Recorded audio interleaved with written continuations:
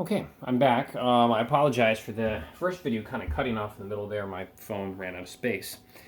But we're actually about done here. I did want to just go ahead and finish up, and you'll actually see this is the everything that I wrote on the board after the video stopped. So I'm just going to talk through it. I didn't realize the video had stopped until I was done with the whole thing. But at any rate, where I last left off is talking about addition or subtraction is the last thing you do. Doesn't matter which one you do first. It's just whichever comes first, left to right. So we have a sample here. This is actually coming from page 321, an example of an order of operation problem. I didn't like how they wrote it in the book because it made it look like it's 3 plus 2 times 3 to the 4th power is equal to 3 plus 2 times 81, like it was a separate equation. It's not. They're the same thing, but I like to write it completely vertically. They kind of started horizontal and then they moved to vertical, which I find confusing. I did the whole thing vertically. So here we have a situation. We have 3 plus 2 times 3 to the 4th power. First thing we're going to do, exponents, because that's we don't have any parentheses or any other grouping symbols, so we're going to do that first. Okay, and then we're going to go ahead and so we'll do that. 3 to the 4th power, that's going to be 81. Notice how I rewrite everything I have not used. Didn't use the 3, wrote it down. Didn't use the plus, wrote it down. Didn't use the 2, wrote it down. Didn't use the times sign, wrote it down. The only thing I did was this 3 to the 4th power. Everything else gets copied down. Take note of that. Next thing I'm doing is I'm going to do my multiplication. We're done with the exponents. Next is going to be multiplication. So I'm going to do the 2 times 81. Again, I copied down what I have not used. I didn't use the 3, I didn't use the plus, but I did use the 2 times 81. So now I have 162 here. The only thing left to do is add 3 plus 162, and I get 165 as my answer. Okay, so that's how you want to approach this. Since I'm doing a second video, I might as well do a second example. This one will involve some grouping symbols. And by grouping symbols, we don't mean just parentheses. It can be absolute value bars.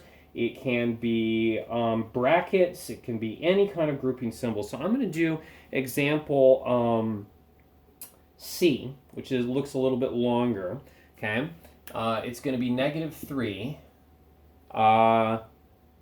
times, and they put the little dot for the times sign. It's not necessary. I'm not going to use it. Because the parentheses alone are going to tell you that there's going to be multiplication. -10 squared plus 70. Okay? So that's where we're going to start. And again, we're going to start with whatever is inside the parentheses. What's in the parentheses is a -10 squared. Okay?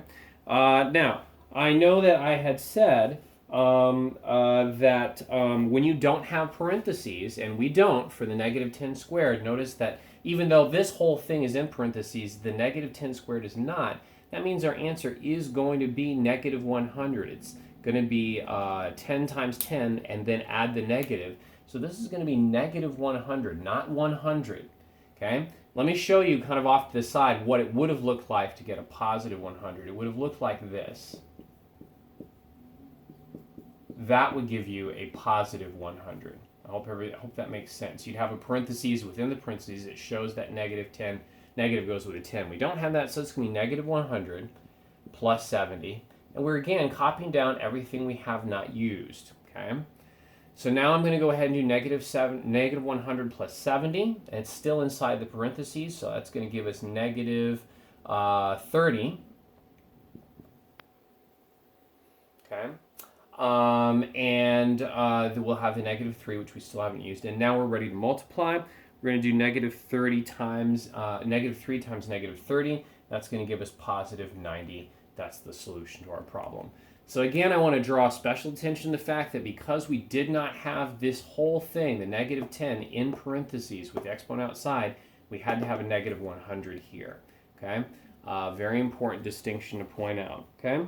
And then when you get to a one like number 8 in your try it, right underneath there on page 321, when you get to one like that where it's an absolute value, all that tells you is that when you are done, no matter what answer you got, that answer is going to be positive because an absolute value is always positive, right? So that's something you want to kind of keep in mind as you do that.